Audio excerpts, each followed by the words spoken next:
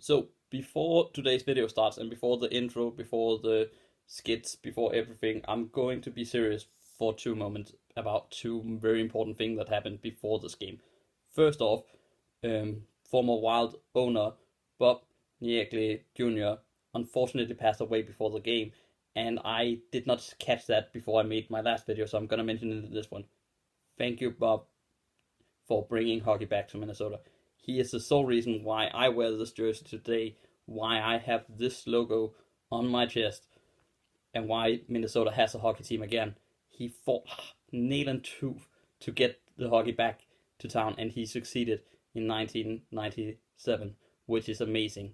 So thank you. The hockey gods will watch over you. The second thing I'm going to talk about is the shooting that happened in Thousand Oaks just prior to the game, which is another, unfortunately, a lot of tragedies that happens in the United States. Nevertheless, it doesn't make it any easier to talk about. It's something that's difficult, and I want to personally, from a Danish hockey fan who doesn't have that reality living, thank the first responders first of all, give them all the credit in the world for what they do, and give my mind to the families, to everyone involved with the disaster, everyone who is affected by it. I want to send my most sincere condolences and warmest thoughts to them. And with that, we go into the video. Yes, you're speaking with Frederick. Yes, we were talking about the Devin Dubnyk statue. Yeah, but I've been thinking about putting it in the living room. Since it's November, I can talk about... what a good way to win. What are you doing with my phone? I'll call you back. What is up, guys, and welcome to today's video where the Minnesota Wild beat the LA Kings 3-1 away from home in the Staples Center in the start of a back-to-back, which I think is the first time we won the first game of a back-to-back.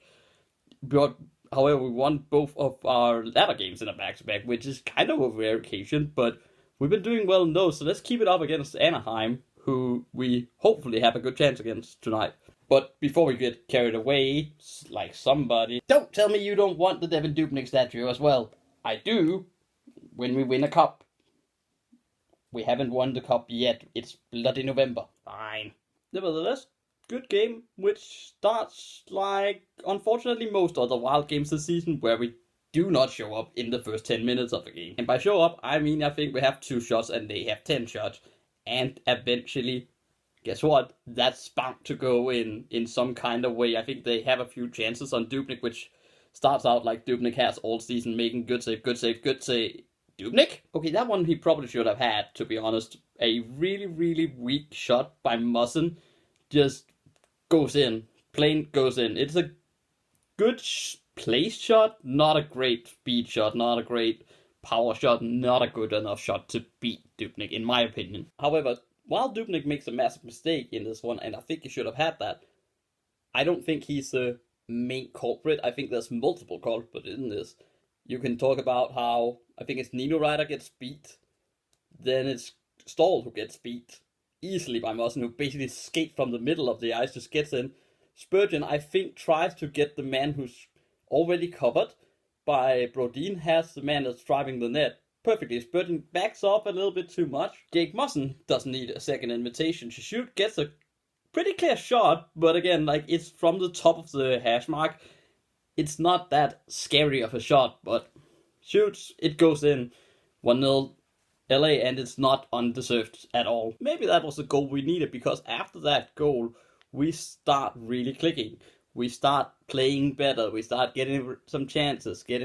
We get a power play, and with how bad the power play was one game against Vancouver, where I generally yelled at it, after that it's been pretty good, and we've been really good at generating different kinds of offensive chances during the power play, and I've been really impressed by it, and I've been excited every time we get a power play. I think we can score on each power play. And in this one, we work the puck down low to Parise, who kind of tries a shot, is blocked by Campbell, who is covering the near post really well.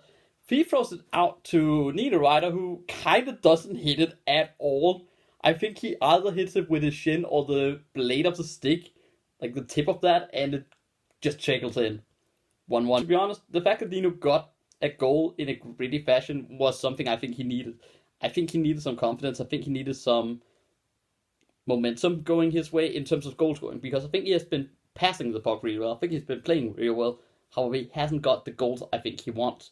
That one was a lucky bounce, a little bit of a broken play, but it works. Sometimes that's how you score. Anyway, that's how we leave the first period kind of evened up a little bit in chips of shot. We have come back a little bit. Second period is a really weird period to watch because it seems like no team really gets control of it. And the chances that kind of arise during that period is a lot of broken plays. They get a breakaway with Stupnik. Oh, there's a poke check. Dubnik has a really good period. I think he has like 2 or 3 really, really good saves during that period. Kind of redeems himself for what was a bit of a bad goal he conceded. And within the fashion of the period, the second goal for the Minnesota Wild is a broken play, which is kind of just thrown out. Bad giveaway from the LA Kings, who kind of gives it away. I think it's either Koivu or Stahl who wins it, throws it in front to Parise, who gets it and just trickles it past Zach Campbell from like a halfway turning shot. And I think while it's like a half breakaway, I think Campbell will be annoyed he doesn't have that, because that kind of just trickles it past him. He has like arm or body or shoulder or something on that, and it just go through him. But anyways, in the fashion of period, I think that's a fair goal to get. I think Minnesota was, like, in a way the better team in this game, and I think it was okay that they were leading at this point. And with that goal, we go into the third period with the lead, and we have, I think, 2 or 3 chances just to shut it down, close the game, score the next goal, game over. Because I don't think LA Kings looked great offensively. I didn't think they looked like a threat. So I wasn't scared of them in the same sense that I was against San Jose, for instance. We had like 2 or 3 chances. Zucker has a great chance, gets blocked by Mussen, who I think was LA's best player. Oh, Koivu has a right open. How did you miss? Dumba hits the post of all things, goes back, hits Campbell, and he just Spider-Man! Campbell with an amazing save after the puck hits him in the back. Even just blocking the puck afterwards, not just swiping it out to no man or into a potential path of, I think it might have been Spurgeon on that, who could have scored, but unfortunately, it stays 2-1 until the end. And Marcus Bellino, I've been so happy with you for the last few games. Why did you do that? So you watch the game, and you watch the puck when you do watch the game. So you see Marcus Bellino fall and kind of try and swipe at the puck, and you think instantly, when you see the ref put his arm up, oh, it's gonna be a power play to the Wild within 2:12 left. Fantastic. Why is Marcus Bellino going to the box? Oh god, why did he do that? Okay, the ref got that one right. I don't think he meant to do this. I don't think Bellino meant to hit, I think it's Phaneuf in the head with his stick. He tries to kind of get between Quick and Phaneuf and get in front of the net. Unfortunately, he kind of loses control of his stick, and it hits him right in the back of the head. It's no doubt about it, that's high sticking.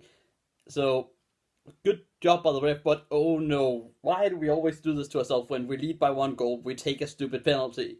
Dubnik and Grandos knows why, because Dubnik plays amazingly, and so does the defense, who really blocks a lot of shots and blocks a lot of passes, make sure that the entry isn't clean for the LA Kings. With 2 seconds left, Grandon ices it when he gets a pass from, I think it's Stahl who gets it on the left-hand side, and he just kind of throws it to Grandon, who could probably just have iced it by not doing it, but at the same time, go get your goal, Grandon.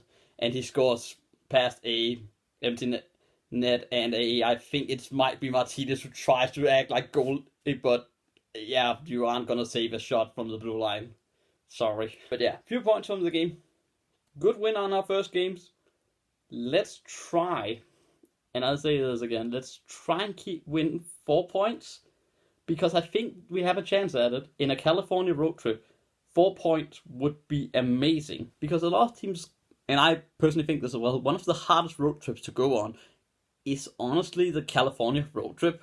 I really think it's hard to go to San Jose, LA, and Anaheim in the space of, usually it's like 4-5 days. In this one, I think it's 3 days. We have almost those 3 games.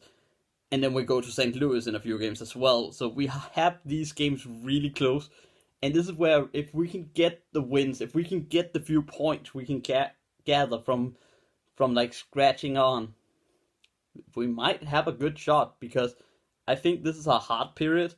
This is where the schedule really is going to be heavy on us, really going to push us, as well as at the end of the season.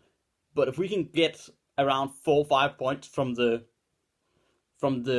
back-to-back and the St. Louis game before we go back home, that's a great result. This is it for the video. Thank you very much for watching, everyone. Click like, subscribe if you enjoyed, and with all else ado, see you in a few hours when we play Anaheim.